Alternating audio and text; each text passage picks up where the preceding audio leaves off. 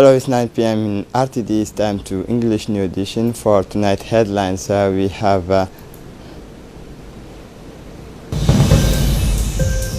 tripartite meeting to rationalize electricity and water consumption in the mosque.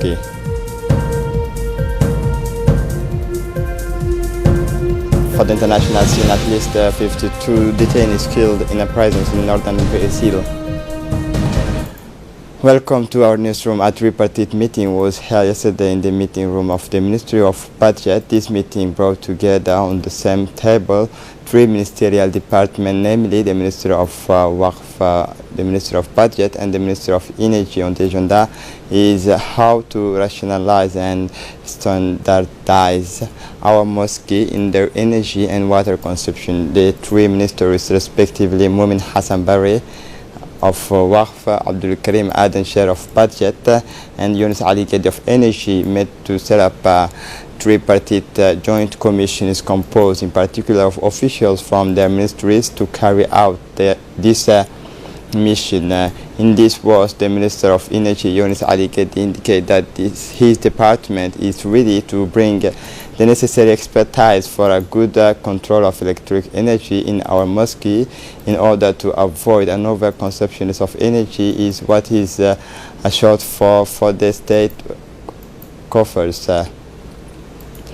The Minister of Energy, Yunus Ali Gedi, indicated that the real reforms in the field of energy economics are a delicate process because of the specific characteristics of this file, due to the very large numbers of mosques to be studied and their geographical spread through the countries, and in order to ensure ownership of the process, the Minister of Registration wishes to involve mosques officials for managers in the analysis process. They require first of all raising awareness of the approach decision makers, and in particular ministers, namely the Minister of Energy, the Minister of Waqf, and the Minister of Budget. The control of energy consumption is a concrete tool in the fight to expensive life because it reduces energy costs. The Minister of Budget, Abdul Karim Aden, shared to specify that rationalizing the consumption of water and electricity in mosques, the three ministry department, his consists to better manage consumption is people in charge the better manage electricity and water consumption is we will set up a restricted committee to manage the situations in mosques in our countries. There are several kinds of mosques, certain destinies only to prayer and also for religious education. Some mosques has housing that are sources of profitability. We will reform the situations, have analysis the parameter available to better manage water consumption and electricity to rationalize. The Minister of Waqf, Mumin Hassan Barre, indicated that the real reforms of economic are delicate. Their geographical spread through the countries, and in order to ensure ownership in the process, this requires first of all raising awareness of the approach decision makers, in particular ministers. The control of energy consumption and water in mosque is because it reduces state's expense. CNSS receives medicines and medical equipment from the Central of Aid Humanitarians of the King Salman on Tuesday, July. The King Salman Center for Humanitarian Affairs and Relief present the National Social Security Fund with donations of medicines and medical equipment worth more than 800 million Djibouti francs. This partnership illustrates the bonds of friendship that unite the President of the Republic, His Excellency Ismail Magele, with His Majesty King Salman bin Abdul Aziz Al Saud of the Saudi Arabia. The officials hand over ceremony of these donations under the aegis of the Ministry of Labor and Administrative Reform. Isman Ibrahim Roble took place at care centers located in the presence of the Ambassador of the Kingdom of Saudi Arabia in the Republic of Djibouti, Mr. Abdul Aziz bin Abdullah bin Matar. The representative of the King Salman, King of Humanitarian Affairs and Relief Center, Mohammed bin Mubarak Al-Ansi. These donations consist of drugs and more than 500 types of medical devices, including antibiotics, prostheses, dental devices, and single-use products. For the CNSS is being delivered today to the government through the Minister of Labor. So the diplomat Abdulaziz bin Said in an intervention said at the ceremony. The ambassador of Saudi Arabia to Djibouti, Mr. Abdulaziz bin Abdullah Al Matar, stressed in his speech that this medical assistance is provided under the directions of King Salman bin Abdulaziz in favor of the CNSS in the framework of the medical cooperation between the Republic of Djibouti and Saudi Arabia. He affirmed the importance of these drugs and medical equipment for dental clinics and operating rooms and emergency rooms to help improve health coverage in the countries. The Saudi ambassador stressed that this initiative also included the support provided by the Kingdom of Saudi Arabia to the Republic of Djibouti. For his part, the Minister of Labor, Ismail Ibrahim Roble, to thank the King Salman Center for his generous support to the health sectors in our country. That is not the first. He specified that this donation is composed of drug and medical equipment is intended to support the activity of health center affiliate to the National Social Security Fund.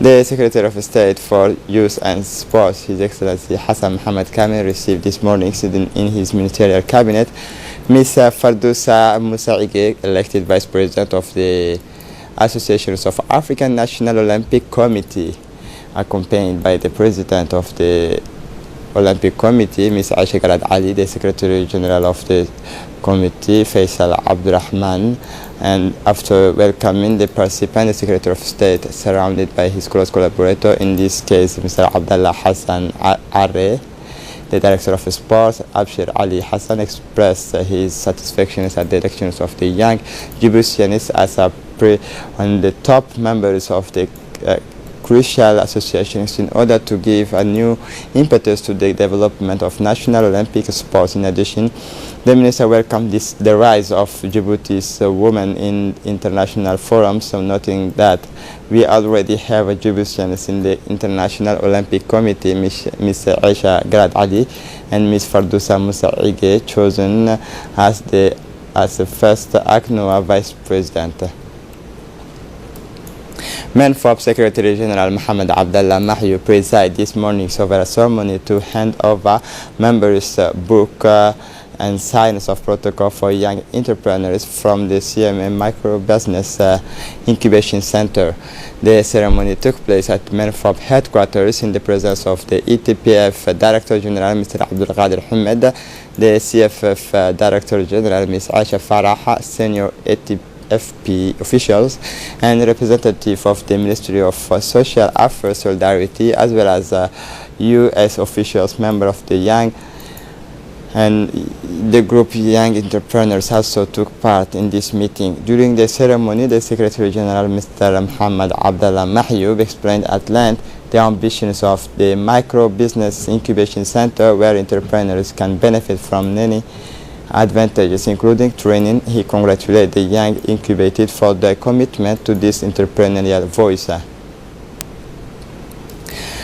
Djibouti seeks to make the most of its geographical locations by investing in key infrastructure to help it serve as a bridge to the regions with some success. Located at the crossroad of global internet connections, Djibouti is thus becoming a key regional connectivity player serving neighboring countries. The Republic of Djibouti currently has the largest number of international connections in East Africa, with 8 cables connected the countries to Europe, East Africa, Middle East, the Eastern Mediterranean, and South Asia on a data and exchange centers in Africa, placing Djibouti at the heart of internet prevalence and connectivity.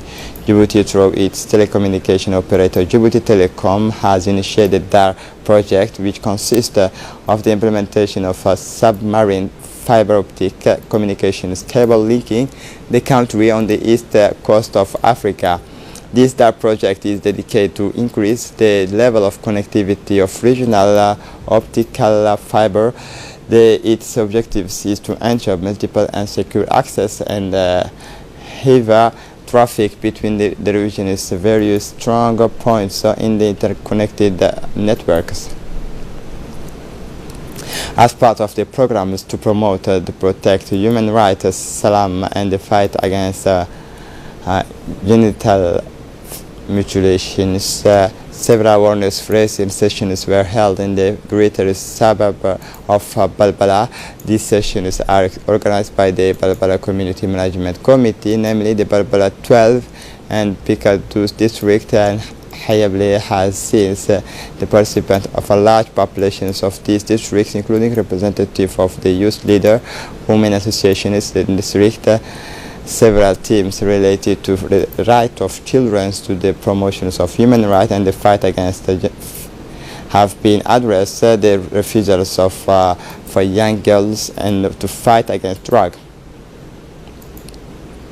For the international scene, at least 52 prisoners killed in a prison in northern Brazil. At least 52 detainees were killed on Mondays during a clash in a prison in northern Brazil. According to local authorities, 15 prisoners were found beheaded.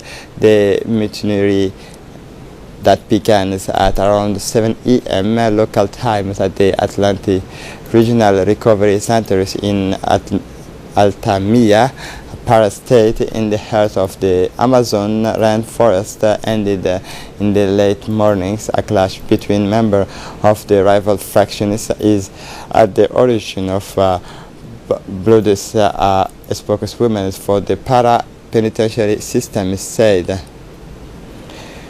This is it for the news. Thanks for watching us.